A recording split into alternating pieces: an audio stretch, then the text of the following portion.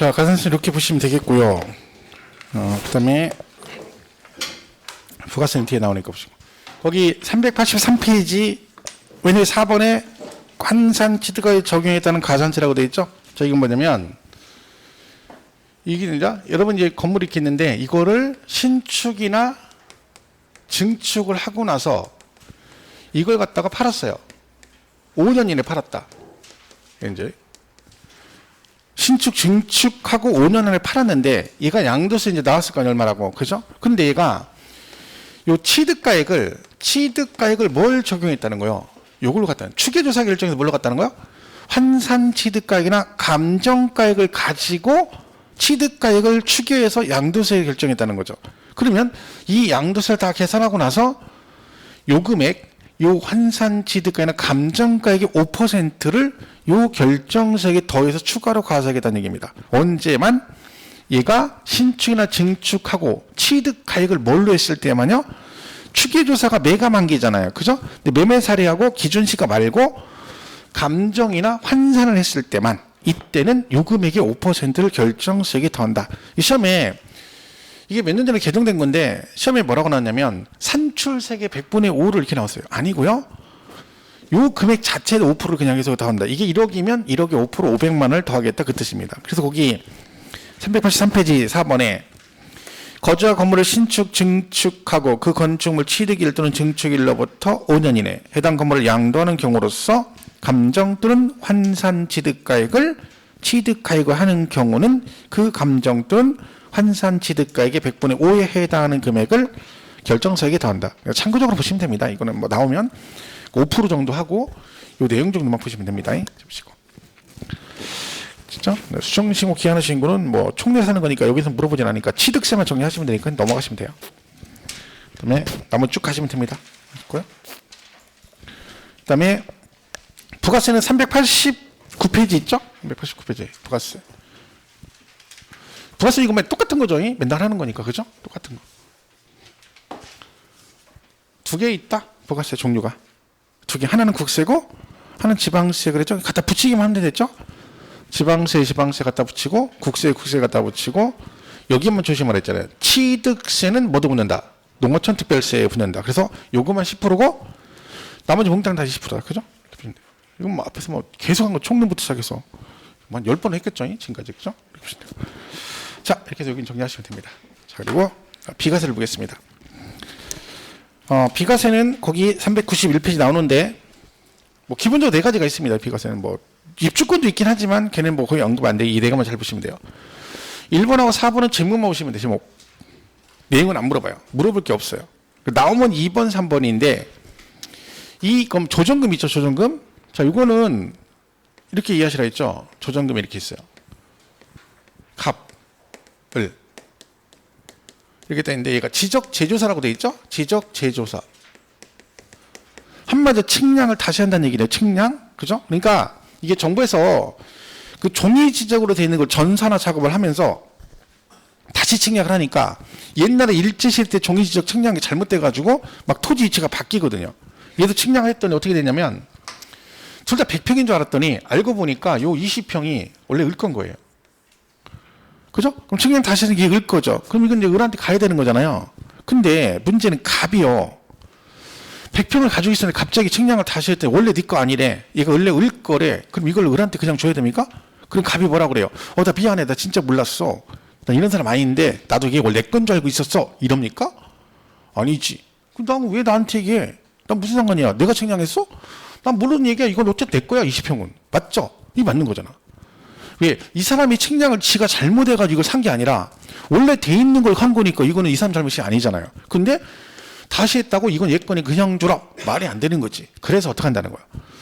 너는 이쪽으로 넘어가고 여기는 어쨌든 평수가 늘어나는 거니까 이걸 조정을 하는 거야. 조정. 뭘로? 돈으로. 그래서 이때 주고받는 돈을 뭐라고 하냐면 조정금이라고 그래요. 만약에 3천이다. 이 돈이. 자, 근데 문제는 이거예요. 어쨌든 갑은 돈을 받았고 을은 돈을 줬잖아요. 근데 돈은 주고 받았는데 실질적으로 이 부동산, 얘 땅을 얘 둘이 사고 판 건 아니잖아. 원래 을 건데 갑으로 돼 있으니까 지적도상에서만 정의를 한 거지 실질적 매매는 아닌 거죠. 근데 돈은 주고 받았잖아요. 그러니까 뭔 얘기야? 돈은 주고 받았지만 실질적 부동산에 뭐가 변동이 없고 매매한 게 아니기 때문에 뭐만 보내? 돈만 받은 걸로 본다는 거지. 그리고 얘는 세금 계산할 때 이 조정금 자체는 뭐야? 아예 없는 걸로 치겠다는 거지. 없는 걸로 친다는 얘기는요. 얘가 갚은 돈을 받았잖아. 그럼 얘가 받은 조정금은 양도소득세를 과세한다. 그럼 맞아 틀려? 안 돼. 왜? 없는 돈을 과세하면 안 되잖아. 자, 얘는요. 나중에 이거 팔 때 여기 취득가액이잖아요. 그럼 3천 주고 산 거잖아. 그럼 얘 나중에 팔 때 경비로 즉 취득가액에 포함시킨다? 안 시킨다? 안 시킨다. 포함한다 그러면 경비를 빼주겠다는 얘기잖아. 없는 걸로 친다니까요. 없는 돈을 과세하고 없는 돈을 경비로 빼줄 수는 없잖아요. 그러니까 우리는 뭐라고 이해하면 돼? 그냥 혹시에 나오면 조정금 나오면 뭐라고 하면 돼? 이는 없는 돈이다. 그렇게 하면 되지. 없는 건데 뭐 과세한다, 경비를 인정한다. 그럼 앞뒤가 안 맞는 얘기잖아. 그렇게만 이해하시면 돼요. 그죠? 얘는 가볍게 보세요. 그래서 받는 조정금은 당연히 양도세 과세한다, 한다, 안 한다. 그 얘기입니다. 얘는 제목만 보시면 돼요. 자, 그러면 여기부터 나오죠. 농지 교환분합부터. 얘는 일단 농지 교환분합은 제일 기본 이겁니다. 이 조건. 금액 조건은 참 많이 나옵니다. 기본적으로 금액 조건. 이 무슨 얘기냐면 교환하는데 무조건 농지끼리 교환하면 무조건 비과세 해준다 그러진 않다는 거죠. 만약에 무조건 해준다 그러면 10억짜리 농지하고 1억짜리 농지를 서로 받고, 그죠? 그럼 뭐 해줘? 비과세. 그럼 다 그런 식으로 하겠죠. 그래서 얘는 뭐가 있어? 금액 조건이 있어요. 뭐가 있다? 그 교환하는 쌍방 토지 가액의 차익이 그런 거죠. 이렇게 교환했어요. 그러면 이 차익이 어떤 일정 조건을 갖춰야 한다. 그 조건이 뭐다? 얘가 1억이고 얘가 7,600이다. 그러면 얼마 차이 나요? 2,400 차이 나죠. 그럼 이 차익이 어떤 조건을 갖춰라?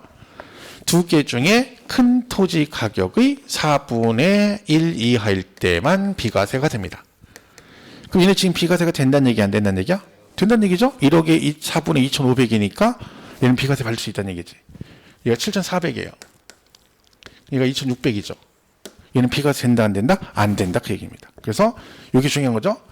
쌍방 토지 가액의 차익이 큰 토지 가격의 4분의 1 이하일 때만 비과세가 된다. 뭐 이거 시험에 뭐 3분의 1 이하, 2분의 1 이하 막 이렇게 나옵니다. 아니고요.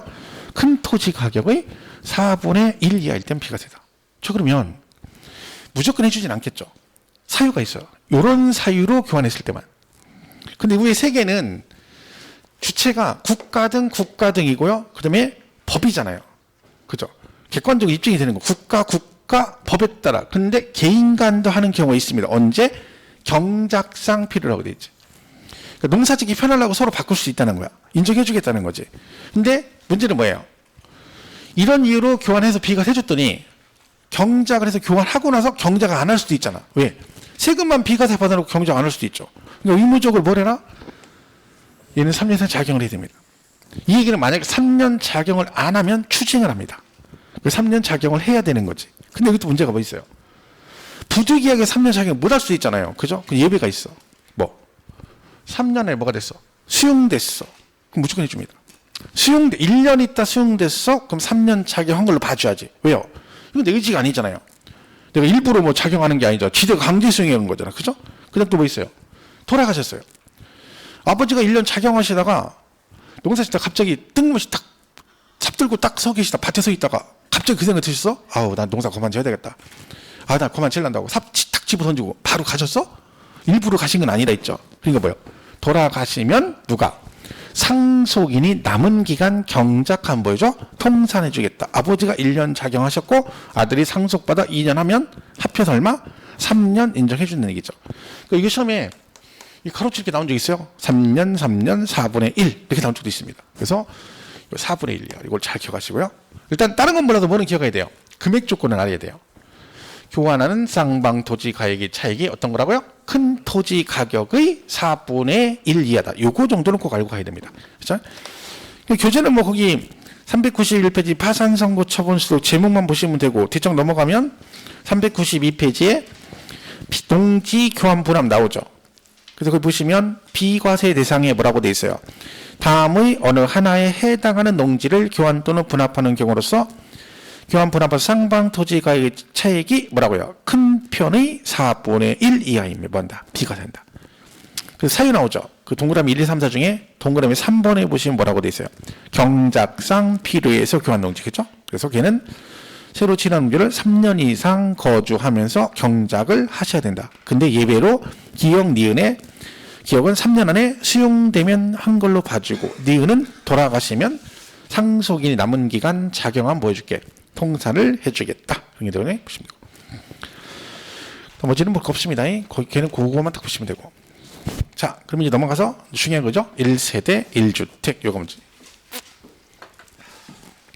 자, 일단은 얘가 이렇게 돼 있죠. 1세대가 1주택을 가지고 있고, 그 다음에 토지까지 이렇게 돼 있고, 2년 이상 보유 이렇게 돼 있어요. 그리고 거주도 2년에 조정 대상 지역은 2년 거주 이렇게 돼 있어요. 그럼 이게 지금 보시면 얘가요 1세대가 집을 하나 갖고 보유를 해야 돼요. 그 여기에 예외가 있는 거예요. 원칙은 1세대 1주택 2년 보유인데 이 각각의 예외가 있는 거죠. 그죠? 뭐 시험은 예외를 거의 됩니다. 자, 그러면 첫 번째가 세대 구성을 먼저 하셔야 돼요. 세대 구성. 그럼 세대 구성 하시려면 여기 뭐라고 돼 있어요? 거주자여야 됩니다. 거주자. 자, 이때 거주자는 뜻이 뭐다? 뭘 말한다? 그쵸? 이게 근데 제가 이번 주에 강의하는데 거주자 그러니까 그런 학원이 두 군데서 그러더라고. 어떤 분이 그 집에 살고 있는 사람. 아니, 그 맞는 말이에요. 그 거주자 맞는 말이죠? 근데 그거는 해석은 맞는 말인데 우리 세법에서 거주는 그게 아니라 우리나라에 주소가 있거나 일과세 기간 중 183일 이상 거주를 둔 자를 의미하는 거지 여기서 그 집에 살고 있는 사람 그런 뜻 아닙니다. 항상 우리 세법의 거주자는 그걸 의미하는 거예요. 그죠? 그러면 거주자. 그럼 여러분이나 저는 주소가 있으니까 전부 다 거주자죠. 그럼 1세대 구성이 되는 거죠. 근데 아닙니다. 그런 줄 알았지. 좋아했더니 아니요. 엔드. 여기 문제예요. 엔드가 뭐예요? 그리고 누가 있어야 돼? 그렇죠. 이 배우자가 있어야 돼. 여기서 걸리네요. 자, 까지 괜찮았는데 밋 하는 순간 뭔가 찝찝하죠. 그때 안 그래? 아니나 달라? 누가 있어야 돼? 배우자가 있어야 돼. 그러면 나는 거주자인데 배우자가 없으면 뭐가 안 된다는 거야? 1세대 구성이 안 된다는 거지. 이 배우자. 그죠? 그리고 이 배우자가 있고요. 이들과 동일한 주소에서 생계를 같이 하는. 그러니까 주소가 같아야 돼요. 그러니까 예를 들면 제 형제, 자매, 제 부모님, 제 자식, 장인, 장모님, 처남, 처제 다 같이 살면 동일 세대원인데 주소 옮겨버리면 별도 세대가 됩니다. 자, 근데 이 중에서 아무리 주소를 옮기든 말든 항상 동일 세대원이 있어. 누구요?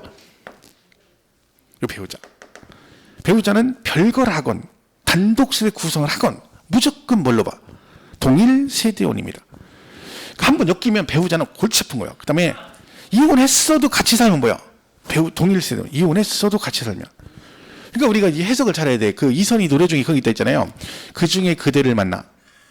수많은 별들 중 그 중에 그대를 만나. 꿈을 꾸듯 이런 게 있거든요. 그 노래 제목이 그 중에 그대를 만난데 내가 살아봤더니 앞에 해석이 잘못됐어. 앞에 가로 안에 이게 빠졌어. 하필이면 이 말이 빠져. 거기 빠진 거야. 살아보니까 하필이면 그 중에 그대를 만나. 이게 맞는 것 같아. 그죠? 안 그래요? 나만 그래? 그죠? 아니면 말고요. 그죠? 저는 그런 것 같더라고요. 그죠? 그죠? 하여튼. 자, 그래서 배우자. 그러면 마찬가지죠. 배우자가 꼭 있어야 되냐? 너무 사막하잖아요. 그죠? 그래서 예외가 있는 거예요. 숨통을 털어주는 거죠. 없어도 돼. 몇 살 이상? 네, 30세 이상인 배우자 없어도 됩니다. 그리고 돌아가셨거나 이혼한 경우 그랬죠? 이분들은 원래 배우자가 있던 분들이잖아. 그러니까 경력사원들이라 했죠. 그래서 이분들은 원래 있던 걸 평생 인정해서 평생 1세대 인정해주고 일정 금액 소득이 있으면 됩니다. 뭐 복잡하게 돼 있는데 이건 외울 필요 없어요. 이제까지 이 원칙에 배우자 없어도 된 경우라고 시험에 나온 적이 없어요. 이거는. 이거 내게 좀 문제가 좀 없어 보이잖아요. 이거죠? 그리고 그다음에 요거 미성년자는 세대 구성 된다 안 된다? 누가 봐도 안 되죠. 당연히 안 되는 거죠. 말이 안 되잖아. 그죠? 그런데 예외는 있다. 결혼 등 불가피한 경우 이렇게 돼 있는 거죠. 그러니까 말했잖아요. 유치원 졸업한 남자애가 1살 연상 누나랑 결혼해가지고 그죠? 하긴 뭐요? 배우자가 있지. 시험이 이렇게 나올 수 있어요. 미성년자는 어떠한 경우에도 세대 구성할 수 없다. 그럼 땡 틀립니다. 여러분 어떤 과목이든 문제 풀 때 지문에 뭐라고 나와요? 반드시 어떠한 경우라도 이거에 하나에 항상 이런 식으로 단정하는 지문이 나오면 뭘 생각하라고? 그 해당 지문에 예외가 있는지 생각하는 습관을 들여야 됩니다. 미성년자는 어떠한 경우도 세대 구성할 수 없다. 그럼 어떠한 나왔잖아. 그럼 뭘 생각하게 돼? 미성년자도 세대 구성되는지 생각을 해봐야지. 있잖아요. 결혼 등 불가평이 있어. 그건 걔는 틀린 지문이 되는 거지. 이렇게 풀면 됩니다. 그래서 여기서는 뭐 특별하게 언급될 만한 것들은 없습니다. 자, 그래서 교재 보시면 거기 394페이지에 3번에 1번 1세대 요건 나오죠? 거기 보시면 원칙 1세대란 거주자 및 그 배우자 그리고 가로 안에 뭐라고 돼 있어요? 법률상 이혼하거나 생계를 같이 하는 등 사실상 이혼한 거로 보기 어려운 관계인 사람을 뭐한다? 포함한다. 그러니까 이혼했어도 같이 산다는 얘기는 뭐예요? 위장 이혼했다는 얘기죠. 위장 이혼. 그죠? 그러니까 뭐 누가 봐도 그건 같이 살면 당연히 위장 이혼이죠. 상식적으로 봤을 때 말이 안 되는 얘기잖아. 그죠?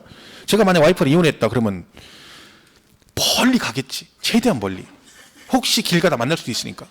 그잖아. 같은 살다가 천안 살다가 같이 길 가다 마트 갔다 만났어. 골치 아프잖아. 그러니까 아예 뭐요? 떠나버리는 거지. 저기 아예 눈 마주칠 수 없는 대로. 그죠? 근데 거기 가서 또 만났어. 그럼 다시 살아야 돼. 그때 인연인 거야. 그죠? 서로 피해서 지리산 갔는데 둘이 거기서 만났어. 그건 다시 만나라는 계시야. 그런 일 없겠지. 그죠? 그리고 그것도 혹시 모르니까 외국으로 가야지 그러면. 자, 그래서 그들과 같은 주 생계를 같이 하는 형제자매들을 말한다. 그런 얘기입니다. 오른쪽 예외 나오죠? 배우자 없어도 1세대 30세 이상 돌아가셨거나 이혼한 경우 그리고 일정 금액 소득이 있으면 되는데 그 세 번째 줄에 다만 나오잖아요.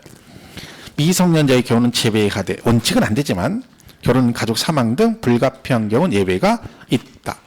그 넓혀보기에 보시면 밑에 1세대 범위 나오죠. 그 중에 동그라미 2번 뭐라고 돼 있어요. 1세대 1주택 비과세 규정을 적용하는 경우 부부가 각각 세대를 달리 구성해도 뭘로 본다? 동일 세대로 본다. 3번은요. 부부가 이혼하면 각각 다른 세대인데 뭐요? 이혼했으나 생계를 같이 하는 등 사실상 이혼한 걸 보기 어려운 경우는 동일 세대로 보겠다. 그런 얘기입니다. 그래서 이쪽에서 나올 건 크게 없어요. 그럼 이제 문제는 여기서부터죠. 1세대 1주택부터죠. 주택. 우리 세법에 들어온 주택은 뭘 주택이라냐면 늘 주거용으로, 그러니까 상시 주거, 평상시 거주 목적으로 쓰는 게 주택입니다. 이 논리대로면 펜션이나 콘도나 이런 것들은 주택이 될 수 있다 없다? 없다. 왜? 걔는 동일 세대원이 평상시 거주 목적으로 사용하는 건 아니잖아요. 그죠? 자, 그리고 우리 세법은 항상 실질과세 원칙이라 했죠. 사실상 이게 제일 우선입니다.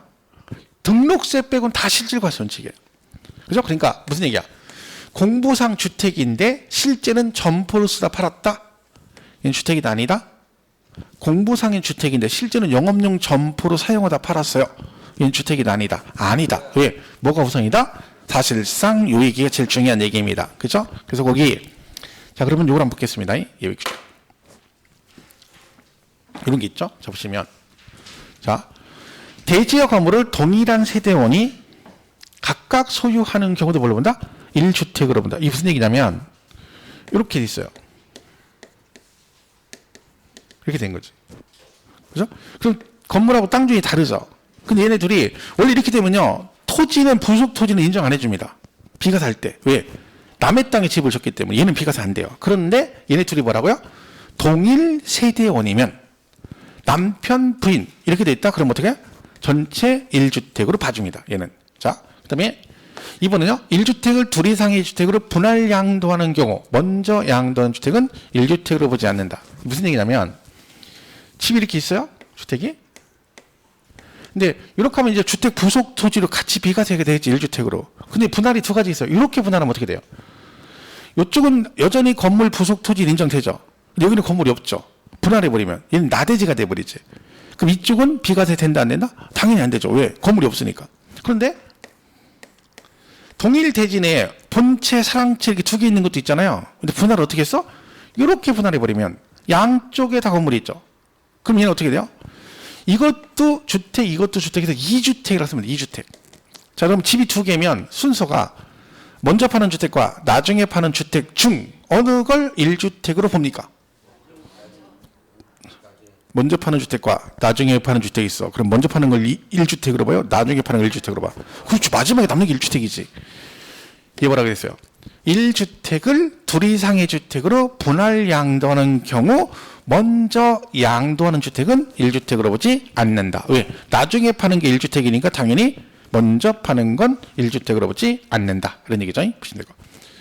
여러분 집이 두 채 갖고 있는데 코로나 때문에 도저히 살 수가 없어. 불안해서. 그래서 집을 팔아버리고 청정 지역인 지리산 들어가서 반 달고 뭐고 쎄쎄쎄하고 살기로 했어. 그 집을 팔아야 되잖아. 오늘 팔았더니 연락 왔어. 쉬는 시간에 앱에 다 팔렸대. 오늘 두 개가 동시에 다 팔렸대. 자, 문제는 뭐예요? 두 개를 동시에 팔면 하나는 2주택, 하나는 1주택이죠? 근데 같이 팔았죠? 순서 정해야지. 누가 정해? 내 거니까 내가 정해야죠. 내 걸 갖다가 국가에 정하면 안 되죠. 여러분이 정하면 돼요. 여러분이 선택하는 순서. 그 집을 놓고 찍으면 되죠. 뭐 고무실 던지든 뭐 침을 튀기든 연필을 굴리든 해가지고 선택을 해주면 돼요. 뭐라고 돼 있어? 둘 이상의 주택을 동시에 양도하면 거주자가 선택하는 순서에 따라 파는 걸로 봐주겠다. 왜? 순서를 정해줘야 세금이 달라지잖아요. 서울 같은 건 조정이니까 먼저 파는 건 2주택자를 플러스 20% 할증하잖아요. 그럼 얘가 달라지지, 세금이. 그러니까 어느 걸 먼저 팔지 정해줘야 되는 거지. 그런 경우는 어떤 걸 먼저 팔았다가 세금이 덜 나올까요? 양도세는요, 얼마에 팔은지 하나도 안 중요해요. 내가 100억에 팔았어. 살 때 110억에 샀어. 세금 안 내잖아요. 그죠? 차익이 무조건 차익, 양도세는 차익. 차익에 대해서 가세니까 세금을 덜 내려면 세금이 덜 나오는 걸 먼저 팔았다고 해야지. 그럼 차익이 먼 거, 작은 걸 먼저 팔았다고 해야지. 그래야 할증이 되더라 세금을 덜 내지. 아니 얘는 1억, 얘는 5억인데 5억짜리 먼저 팔았대. 그럼 거기 20% 할증하면 세금 왕창 내는 거잖아요. 그렇게 선택하면 돼요. 선택은. 자, 보시고요. 그 다음에 얘는 뭐예요? 양수자의 등기전. 자, 여러분이 집이 두 개인데 하나를 팔았어. 잔금까지 다 받았는데 상대방이 뭘 안 해갔어? 등기를 안 해갔어. 아직도 명의가 누구 앞으로 돼 있어? 여러분 앞으로 돼 있어. 그럼 여러분은 공부상 몇 주택자예요? 2주택이죠. 그런데 실제로는 상대방이 등기를 안 한 거죠? 그럼 매매 사실을 확인하면 나는 몇 주택으로 봐줘? 1주택. 이게 왜 그런 거예요? 법적으로. 뭘 우선으로 하니까? 사실상 이겨요. 만약에요, 양도세는 공부상을 우선을 그러면 집을 팔든지 말든지 네 앞으로 등기돼 있잖아. 그럼 너는 2주택이야. 이러겠지. 근데 그게 아니니까 양소자의 등기 지연으로 공부상 2주택인 경우도 매매 사실이 확인되면 실제로는 나는 몇 주택이니까 1주택이니까 공부상 2주택이어도 몇 주택으로 봐주겠다? 1주택으로 봐주겠다. 그 얘기입니다. 그죠? 그 다음에 공부상 주택인데 사실상 영업용 건물로 사용하다 팔았대. 얘는 주택이다 아니다? 아니다. 왜? 뭐가 우선이니까? 얘가 우선이니까 얘는 주택이 아니다. 그런 뜻입니다. 그리고 자, 주택은요, 이 부속 토지까지 당연히 비과세가 되는데 이때 부속 토지는 무죄는 아닙니다. 도시지역은 주택 정착 면적의 5배, 밖은 10배까지만 부속 토지를 보는데 주의할 것은 무허가 정착 면적도 뭐한다? 포함한다. 그러니까 정착 면적 계산할 때 그 안에 무허가 면적도 있을 수 있죠. 그리고 걔까지 포함해서 5배, 10배를 따진다. 혹시 이거 나오면 5배, 10배는 외우지 마시고 뭐도 같이 기억하시라고. 주택 정착 면적 계산 시 무허가 정착 면적도 뭐한다? 포함한다. 여기까지 가시는 게 좋습니다. 자, 교재는 396페이지. 양돌 현재 우리나라 1주택 그랬죠? 원칙 1세대가 양돌 현재 우리나라 1주택. 우리나라 집이 하나 있고요. 중국에 만 채 있어요. 그럼 나는 몇 주택자야? 1주택자입니다. 우리나라 1주택. 다만 2개 이상의 주택을 같은 날에 양도하는 경우는 어떻게 한다고요? 당해 거주자가 선택하는 순서에 따라 양도으로 본다. 그죠? 그 얘기고. 넓히보기. 넓히보기. 주택의 판정. 주택의 범위였죠? 주택이란 공부상 용도 구분에 관계없이 뭘 말한다? 사실상 주거용으로 사용하는 건물을 말한다. 실질과세 원칙이죠. 그죠? 2번은요. 소유하고 있던 공부상 주택인 1주택을 거주용이 아닌 영업용 건물로 사용하다 팔면 얘는 실질적으로 영업용 건물로 사용하다 팔았으니까 주택이다 아니다? 아니다. 3번도 그죠? 1주택을 양도했는데 동주택을 매수한 자가 이전 등기를 하지 않아서 부득이 공부상 2주택이어도 매매 계약서 등에서 확인되면 뭘로 본다? 1주택으로 봐서 비과세 받을 수 있다. 왜? 실질과세 원칙에 따라. 근데 4번은요. 1주택인데 대지 건물을 동일한 세대 구성원이 각각 소유했대. 같은 세대원끼리 각각 가지고 있으면 전체를 뭘로 본다? 1세대 1주택으로 봐주겠다. 그런 얘기입니다. 6번은 무허가 정착면적이 나오죠? 토지 5배, 10배인데 무엇도 포함한다? 무허가 정착면적도 포함한다. 이잖아요. 7번은요? 사용인의 기거로 해 공장에 부수된 건물을 합숙소로 사용하는 합숙소는 주택이 아니다. 아닙니다. 얘도 주택이 아니다. 그죠? 나머지는 크게 볼 거고요. 왼쪽에 396페이지 보면 그 공동주택 그 주택수 계산이라고 돼 있죠. 공동소유주택 주택수 계산 참고 396페이지. 1주택을 여러 사람이 공동으로 소유한 경우 특별한 규정이 없는 경우는 뭐 한다? 공동소유자 각자가 그 주택을 소유한 걸로 본다. 그게 무슨 얘기예요? 집이 하나인데 3명이 공동명이에요. 그럼 얘는 어떻게 한다는 거예요? 3명 다 각각 1주택을 소유한 걸로 봅니다. 그러니까 지분 같은 게 등기돼 있으면 나중에 계산 잘 하셔야 돼요. 근데 어떤 분이 가끔 가다가 선생님 저는 지분이 몇 프로 안 되는데 지분이 몇 프로가 문제가 아니라 소유권 등기돼 있으면 무조건 집이 하나인데 100명이 공동명 100명 100명 다 각각 1주택 소유한 걸로 봅니다. 공동소유는. 그러니까 그건 조금 조심을 하셔야 되는 거죠. 접시고. 자, 그럼 이제 여기서 1주택 특례가 나옵니다. 얘는 뭐예요? 집이 2개인데 몇 개로 봐줘? 하나로 봐줘. 자, 보세요. 1세대, 1주택, 부수토지 이렇게 돼 있거든요. 그 다음에 얘가 2년 이상 부유 거주 이렇게 돼 있어요.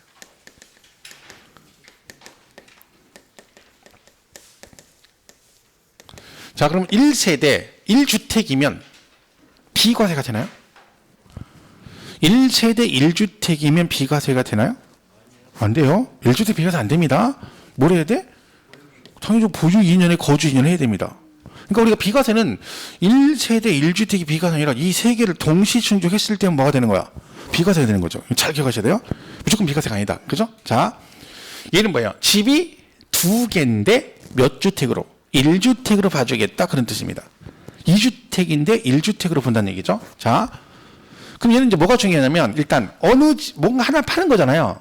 그럼 어느 집을 먼저 파느냐 순서가 중요합니다. 이때 순서는요. 잘 모르면 기존에 원래 있던 집을 파는 거예요. 이걸 우리가 일반 주택 아니면 종전주택 그럽니다. 항상 기존에 있던 걸 먼저 팔아 혜택을 줍니다.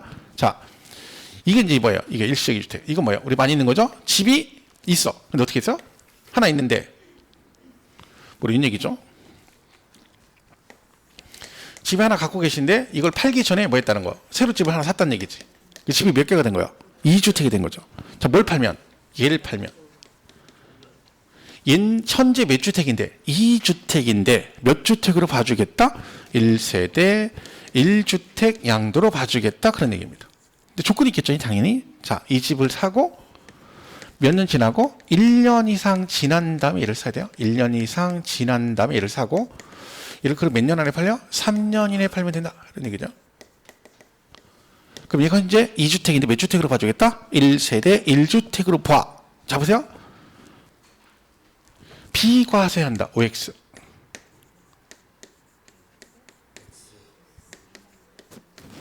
이러면 안 됩니다. 비과세한다. 그러면 안 돼요. 왜? 그쵸. 얘가 보유했는지 안 했는지 모르잖아요. 그러니까 얘는 뭐야? 집이 2개인데 이 조건을 가지고 팔면 일단 몇 주택으로 봐주고 1세대 1주택으로 봐준다. 여기까지 특례예요. 그럼 비과세까지 받으려면 얘가 뭘 해야 돼? 2년 이상 보유에 거주 2년을 해야 되는데 그런 말이 없으면 비과세한다 그러면 안 되고 비과세 규정을 뭐 적용한다. 안 그러면 비과세 여부를 판정한다. 그래야지 무조건 비과세한다 그러면 안 됩니다. 그렇죠? 아니면 여기에 만약에 단서조항에 얘를 일반 주택 가르치고 뭐 조정 대상 지역 아님 해놓고 4년 이상 보유 이렇게 나왔어. 그러면 2년 보유한 거죠. 그러면 비과세가 되는 거지. 근데 그게 아니면 비과세 한다 그러면 안 되는 거. 왜? 집이 하나인 사람도 뭘 해야 돼? 2년 보유? 2년 거주해야 비과세인데 하물며 얘는 몇 주택이야? 2주택이잖아요. 그러니까 요 특례는 요 조건을 갖춰 얘를 팔면 2주택임에도 불구하고 1세대 1주택으로 봐주겠다는 얘기지. 그럼 봐줬으니까 여기서 이제 비과세까지 받으려면 얘가 뭘 해야 돼? 아까 제가 그랬잖아요. 비과세는 1주택 비과세 아니라고 했잖아. 보유기간 충족을 해야 되죠. 그럼 얘가 그 말이 없으면 비과세한다 그러면 안 돼요. 만약에 비과세 한다 그러면 어떻게 돼요? 집 사고 1년 되자마자 얘 사고 바로 팔아버리면 1주택 맞는데 보유는 2년 못했잖아. 근데 비과세? 그럼 말도 안 되는 얘기죠. 그래서 1주택 특례는 비과세 한다는 아닙니다. 자, 그러면 얘가 조정 대상 지역이 있어요. 근데 어디 걸 샀어?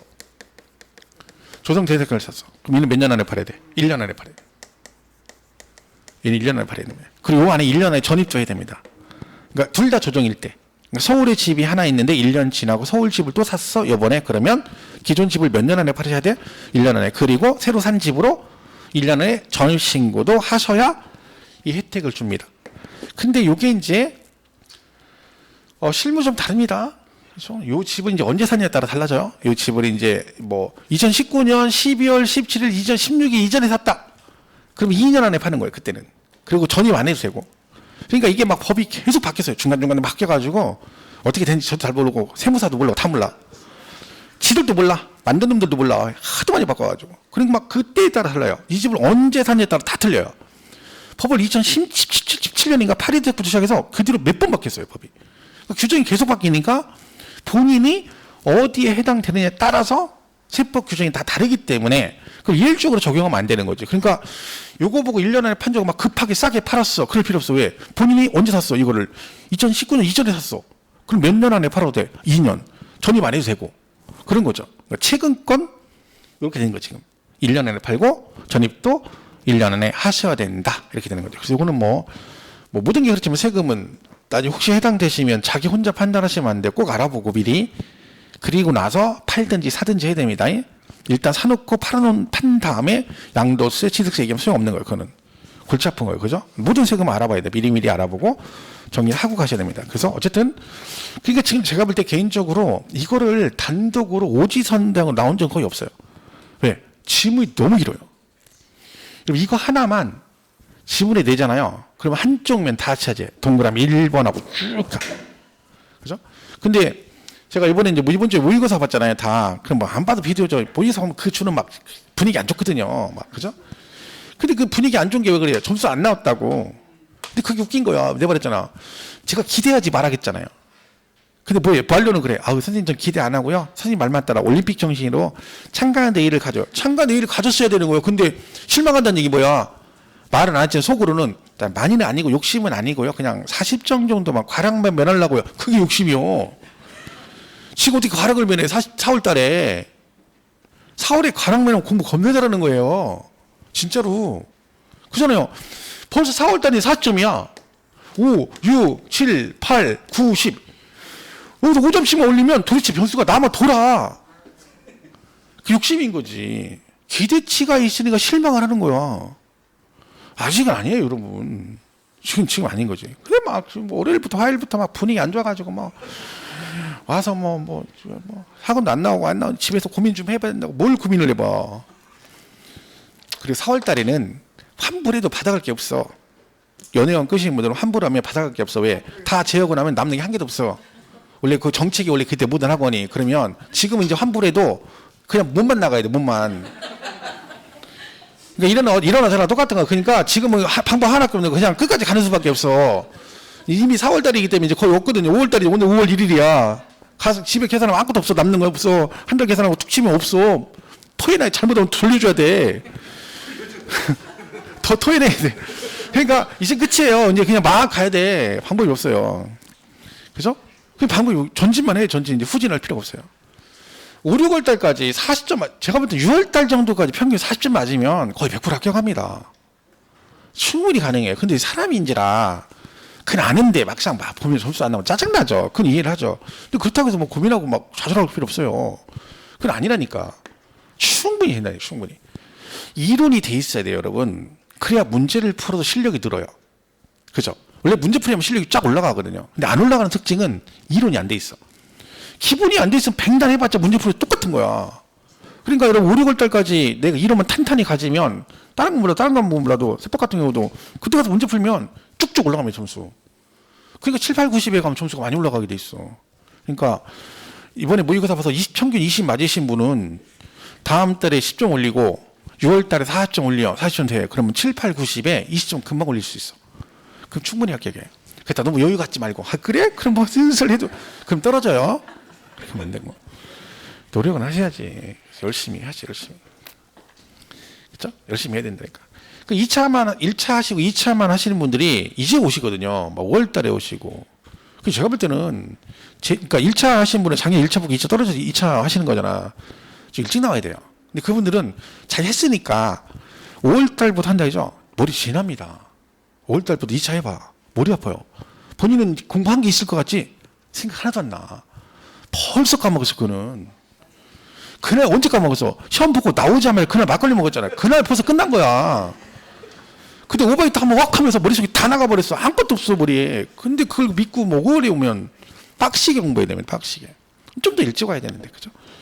근데 중요한 건 날짜가 문제가 아니죠. 마음의 자세가 중요한 거니까. 그죠? 열심히 하셔야 돼요. 자, 그래서 이건 그렇고.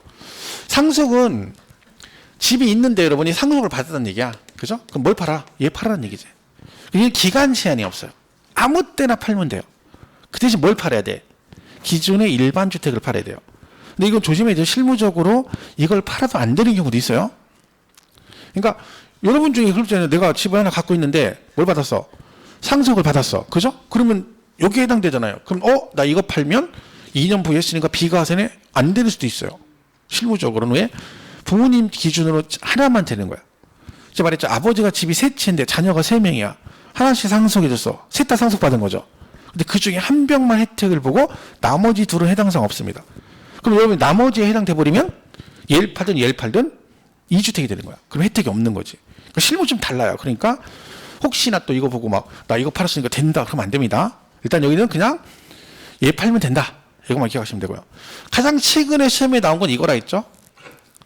그러니까 여기 지금 1주택 특례 여기서 보면 얘가 가장 최근에 1주택 특례를 냈어요. 그럼 여기서 또 내면 보유기간 특례를 낼 차례긴 하죠. 순서상으로. 왜냐면 이거 29대 나왔는데 30일에 이번에 시험 보는데 이걸 또 내진 않고죠. 왜? 보유기간 특례 안 나왔으니까 그걸 낼 확률이 많죠. 얘는 그리고 말했죠. 너무 많다고 질문이. 근데 얘를 왜 냈냐면 이 2개만 띄어서 낸 거예요. 시험에. 이 2개만 딱 띄어가지고. 왜요? 얘가 개정됐었거든. 동거부에 그 당시. 그래서 개정된 걸 시험에 낸 거죠. 그걸 내다 보니 요거 하나만 딸랑 내기가 좀 뭐하니까 얘랑 묶어서 같이 낸 거예요. 자, 이건 뭐예요? 부모님이 자녀와 따로 살다가 뭐 했다? 학가에서 동거분양이라고 하죠. 그리고 뭐 했다고요? 남녀가 결혼해서 집이 2개 됐다 이런 얘기죠. 일단 얘는요 투기 목적은 아니죠. 부모님 모시려고 학가에 있고 결혼해서 집이 2개가 됐는데 투기는 아니기 때문에 혜택을 주겠다는 거예요. 그런데 문제는 이거예요. 다른 애들은 다 기존의 집을 팔아요. 얘는 그게 안 돼. 왜? 보세요. 종전 일반이잖아. 그 얘는 뭐라고 돼 있어? 먼저 파는 주택 있잖아. 왜 그래요? 이게 지금 학가잖아. 학가. 어느 집을 합치는 거죠. 근데 어느 집으로 합할지 모르잖아요. 그죠? 근데 그걸 법으로 정해주면 안 되지. 아버지를 먼저 팔아라. 이러면 안 되잖아요. 그래서 정하지 않고. 그리고 얘는요. 기존의 일반 주택이란 말은요. 본인 앞으로 집이 2채인 거야. 내 앞으로 집이 하나 있는데 이번에 또 샀어? 그럼 원래 집을 팔면 되죠. 여기는 2주택은 맞죠. 근데 명의가 어떻게 돼 있어? 다 다르잖아요. 그러니까 기존 주택 성립이 안 되는 거야. 그래서 얘는 아무거나 먼저 파는 주택은 몇 주택으로 온다? 1주택으로 봐주겠다. 근데 기간이 얘는 10년. 얘는 몇 년? 5년 이내. 먼저 파는 주택은 1세대 1주택으로 봐주겠다. 그렇습니다. 그래서 이게 이때 당시에 이게 5년 했었거든요. 둘 다. 그러다 동거봉양을 장려하겠다. 동거봉양이 뭐예요? 자식이 부모를 모신다는 그 아름다운 뜻이에요. 뜻이. 의미는. 근데 요즘에 부모가 자식이 와서 나한테 엄마 아버지 제가 모시겠습니다 하면 저 같으면 결사반대입니다. 됐고. 이렇게. 왜? 그게 부모 모시려고 들어오는 거야? 원쳐 살라고 오는 거지? 거기다 지 혼자 와? 원래 아들 하나 있죠? 그 이때는 추렁추렁 달고 오잖아. 또 와이프에다가 손자 달고 와. 그러면 그거 뭐야? 할머니가 이제 나 좀 자유 좀 찾으려 때 이제 막 애들 뒤치닥거리냐고 정신없는 거지. 그죠? 그리고 지들은 맨날 부부 들으니 뭐야? 뭐 일 있다고 나가고 안 들어오고 늦게 오고 막 그러겠지. 그죠? 죽는 거지. 요새는 싫어합니다. 그죠? 동거분양. 웃긴 거지. 부모. 근데 이걸 작년에 10년을 늘려준 거예요. 10년으로. 그래서 시험을 냈어요. 근데 요거 하나만 딸랑 이렇게 하면 가로치기 하면 좀 없어 보이잖아. 그래서 얘까지 넣은 거예요. 그래서 2개 됐어. 2개도 너무 없어 보이죠. 그래서 더 넣은 거야. 뭐 여기 동거봉양이잖아. 그러면 부모님 연세가 일정 연세가 넘어야지. 뭐 젊은 사람 내가 20살에 사고쳐 내놨더니 아들도 나 닮아가지고 20살에 사고쳐 내놨더니 이제 지가 가정을 잃었기 때문에 부모를 모시겠대. 나 40인데 이건 아니잖아요. 그죠? 우리 제 친구 중에 중학교 3학년 때 사고쳐가 애 나가지고 지금 애가 딸이 30몇 살인가 40살 된다 하는 일 있어요. 40. 걔는 할아버지 있으니까 손자가 지금 어디 대학 들어가긴 했어? 좀 있으면 손자가. 그죠? 똥짝에 있는 사고쳤는데 지금도 전설적인 얘기예요. 그죠? 근데 양쪽 집에서 결혼을 시켰어요. 20년 있다가 하니까 학교도 중학교 3학년 때 학당했거든. 근데 양쪽 집에서 애를 안 된다, 띄면 안 된다. 니 둘이 결혼을 같이 살아라 그랬어. 양쪽 집에 세배해가지고. 그래서 같이 살았어요. 근데 처음에는 우리가 웃겼죠. 야, 저 중학교 3학년인데 애 낳아가지고 막. 지금은 엄청 부럽죠. 왜? 걔는 뭐 손자가 대학 들어간다니까 좀 있으면. 장난 아니지. 그죠? 그래서 그런 경우도 있죠. 야, 근데 그 부모 대단하죠. 지금 생각하면. 야, 그 애들인데, 16살짜리인데. 물론 뭐, 그럴 수도 있죠. 사고치. 근데 그걸, 그냥 같이 살아야 된다고. 양쪽에서 해서. 같이 살았다니까. 걔 집에 들어가서. 지금 잘 살고 있어요. 그죠? 자, 그래서 60은 돼, 60. 60 하고 나니까, 홀수니까 안정감이 없잖아. 하나 더 있어야지. 4개. 자, 그래서 어떻게 했어? 60세 이상이면 되는데, 문제는 뭐야? 두 분 다 60 이상이다. 그럼 문제가 있죠? 왜? 나하고 와이프가 띠동갑이라지, 띠동갑. 그럼 띠동갑이면 와이프가 60 되면 난 몇 살이라고요? 72세. 근데 그때까지 살아있다는 보장이 없잖아요. 그러니까 혜택을 난 못 볼 수도 있지. 그래서 둘 중에 한 명은 60세 미만이어도 된다 해서 그걸 가지고 5년, 60세, 60세, 10년 해가지고 가로치기로 나온 적이 있습니다. 그래서 그냥 얘는 10년, 얘는 5년 안에 어떤 거? 먼저 파는 주택. 이것만 기억하시면 돼요. 얘네들은 볼 게 없어요. 문화재 주택과 농어촌 이건 다 뭘 팔아? 기존. 여러분 집이 하나 있고 문화재 주택이 하나 있다는 거야. 그죠? 그럼 얘도 마찬가지로 기존 주택 팔면 되고 기존 주택이 있어. 뭐죠? 농어촌 주택이 있대. 농어촌 주택이 뭐 여러분 시골에 무조건 있다고 농어촌 주택은 아니고 기준이 있어요. 이게 법에. 그것도 막 복잡해요. 뭐 기농주택, 이농주택, 상속주택 뭐 해가지고 복잡해요. 특별히 기농이 뭐예요? 기농. 시골에 기농하겠다는 거죠. 그럼 여러분 서울에 집이 있는데 기농하겠다고 시골에 농어촌에 살 수가 있다는 거지. 그러면 뭘 팔아라? 기존 서울 집을 나중에 기농하면서 서울 집을 팔면 몇 주택으로 봐줄게? 1주택으로 봐주겠다는 얘기지. 근데 이제 이게 문제가 뭐냐면 기농을 한다고 해놓고 집을 사놓고 기농을 안 해. 집만 사놓고. 그리고 뭐예요? 나중에 별장처럼 쓰는 거야. 그리고 내가 뭐라고 하면 나중에 기농할 거야. 나중에 기농할 거야. 언제 죽기 전에. 이렇게 하면 이런 사람이 많아지는 거예요. 그래서 법이 몇 년 전에 바뀌었어요. 뭐라고? 너 기농한다고 집을 사면 그 기농주택 산 날로부터 5년 안에 기존 서울집을 팔아야 수도권인 집을 팔아야 뭔다? 1주택으로 봐주겠다. 왜? 집만 사놓고 뭘 안 해버리니까. 기농을 안 하니까. 기농 목적으로 샀을 때는 무조건 5년 이런 규정이 있는 거죠. 이게 되게 복잡해요. 이것도 여러분 농어주택이. 엄청 많아요. 지문이. 이름 내질 않는 거지. 나온 적이 없어요. 이제까지. 그죠? 그리고 이건 뭐예요? 수도권 밖에 쭉. 얘가 집을 어디 거 샀다고요? 수도권 밖에 있는 집을 샀다는 거죠? 그럼 기존 집은 어디에 있다는 거야? 그렇지. 수도권에 있다는 얘기지. 그럼 이거는 누구만 해당되는 거야? 어디에 집인 사람? 그렇죠. 수도권에 집 있는 사람만 해당되는 거죠. 수도권이 어디예요, 여러분? 인천도 개요? 서울, 경기, 인천. 그죠? 서울, 경기, 인천도 수도권이에요. 그죠? 수도권. 그러니까 서울시 전체, 경기도 전체, 그 다음에 인천 광역시까지 세 개를 수도권 그럽니다. 그러니까 이제 경기도도 전체가 수도권이니까 이제 가끔 강의 가면 이제 경기도 쪽에 가잖아요. 강의하면. 그럼 자기들 수도권이라고 뭐라 그래? 수원이나 안산에 사는 사람들이 대전을 갈 때는 어디 간다고 얘기해야 돼? 그러니까 잘못된 거예요. 대도시 간다고 그래야 되는 거야. 나 시골에 나 이번에 주말에 나 대도시 간다. 어디? 대전 이렇게 얘기해야 되는 거야. 근데 어디 간대? 시골 간대. 시골 간대. 아니 안산에서 대전 광역시를 가는데 시골 간다고 그래? 말이 안 되는 거잖아. 걔는 일반 시고 대전은 광역시야. 근데 그 사람들 얘기 뭐야? 허리 밑에는 다 시골이야. 자기 수도권이 허리 위잖아. 허리 밑에는 다 시골이야. 그럼 우리나라 제일 시골이 어디야? 부산 광역시지. 그래서 부산 갈 때는 뭐라 그래? 나 이번에 시골 가는데 나 두메산골 간다. 그래야지. 그냥 시골도 아니? 두메산골. 어디? 부산. 너 부산까지 가냐? 이래야 되는 거잖아. 논리가 안 맞아. 그러니까 공부를 못하는 거예요. 상식적인 얘기잖아. 그죠? 앞으로 여러분 배운 사람들은 뭐라고 해야 돼? 저 밑에 갈 때는 여러분은 괜찮아. 왜? 여러분 서울이잖아. 그럼 여러분 무조건 어디 간다고 그래? 시골 간다고 그래. 그럼 맞아. 근데 서울 아닌 사람들은 시골 간다고 하면 안 돼. 어디 간다고 해야 돼? 도시 간다고 그래. 특히 저기 어디 뭐 광역시는 상관없어. 인천 광역시 상관없는데 경기도 사람이 갑자기 어디 간대? 시골 갔는데 그러면 안 되는 거예요. 나 대도시 구경 간다. 이래 되는 거지. 그죠? 그 논리가 그런 사람들이 공부를 잘하는 거예요. 그죠? 자, 그래서 서울, 경기, 인천이에요. 얘가 실수요 목적으로 집을 샀다는 거지. 그러니까 여러분 여기다가 직장에 발령 나서 내려갔어요. 그죠? 그럼 직장 발령해서 집을 사야 되잖아요. 그러니까 바로 사면 돼요.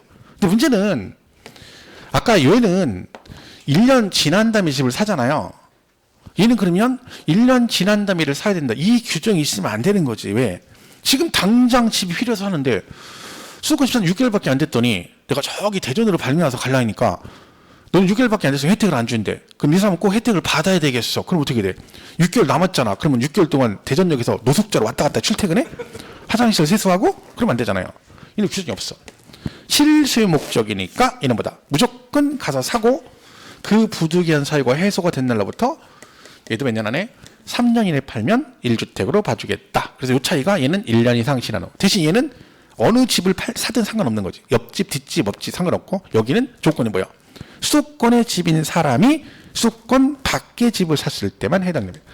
원래 이게 원래 처음에 생긴 거는요. 이게 왜 생겼냐면 그때 당시 지방이 미분양이 엄청 많았어요. 아파트가. 미분양 아파트가. 그걸 분양 해소를 해야 되는데 그걸 누군가 사줘야 되잖아. 누가 사줘야 돼? 돈 있는 사람이 사줘야 돼. 누구? 수도권에 있는 사람이 사줘야 이게 미분양 해소가 되는 거지. 그래서 그때 당시 법을 만든 거예요. 근데 그때는 처음에 이런 거 없었어요. 몇 년 이런 거 없고 하여튼 가서 사기만 하면 나중에 네가 서울 집을 팔면 무조건 뭐 해줄게. 1주택으로 봐줄게. 처음에 그렇게 했던 거야. 그러다가 이제 분양이 좀 미분양 해소되니까 이렇게 만든 거죠. 이제 안 되고 맨날 안 되고 몇 년에 팔 때만 3년 이렇게 된 거죠. 자, 그래서 어쨌든 얘도 일반 주택을 팔면 된다. 이렇게 되는 거죠. 그래서 뭐 걔는 근데 교재 보면 알겠지만 여러분 397페이지 예외에 1주택 생이 나오잖아요. 기억번에 거주 이전을 일시적 이주택에서 A번하고 뒷장 넘어가면 하나 거기까지가 이거 하나야. 이거 하나 설명한 거예요. 이거를. 그걸 뭐라고 쓰겠냐고 문제 내기 힘들다니까 이러네요. 낼 수가 없다니까. 그죠? 그러니까 여러분들 그 책을 읽을 거 없이 그냥 여기서 들은 대로 그냥 요 개념만 보시면 돼요. 기준주택 팔면 된다. 이렇게 이 개념만 이해하시면 돼. 그리고 나중에 오히려 혹시 문제 보면 문제에 있는 거 그냥 보고 정리하면 되지. 이걸 따로 교재 보고 막 외우고 하지 마. 머리 아프잖아요. 딱 봐도 답답하잖아요. 뭔 얘기인지 모르고. 읽어도 뭔 얘기인지 몰라. 그죠? 상속 마찬가지죠. 상속도 겁나 길잖아. 뭘 팔면 돼? 기존집을 팔면 된다. 가끔 시험에 상속받은 주택을 먼저 양도하는 게 이렇게 나올 때 있어요. 그럼 땡 틀렸다. 그것만 기억하면 돼요. 그죠? 자, 그리고 이제 굳이 하자면 399페이지 맨 밑에 디귿에 직계존수 동거봉양 나오잖아. 동거봉양은 오른쪽 참고해 봐야 글쎄요. 합친 날로부터 몇 년 안에 10년 안에 어느 거 먼저 파는 주택. 이것만 기억하면 되는 거지. 뒤져 넘어가면 400페이지. 마찬가지 참고 혼인 나오죠. 자, 혼인은 몇 년 안에 5년 이내 어느 거 먼저 파는 주택. 그래 보시면 돼요. 밑에 참고 문화재 주택 뭘 팔아라? 일반 주택 파시면 된다. 밑에 참고 농어촌 주택 뭘 팔아라? 일반 주택을 팔면 된다. 이렇게 보시면 됩니다. 그죠? 자, 그러면 그렇게 정리하시면 되겠죠. 1주택들은. 그죠? 쭉 넘어가시고.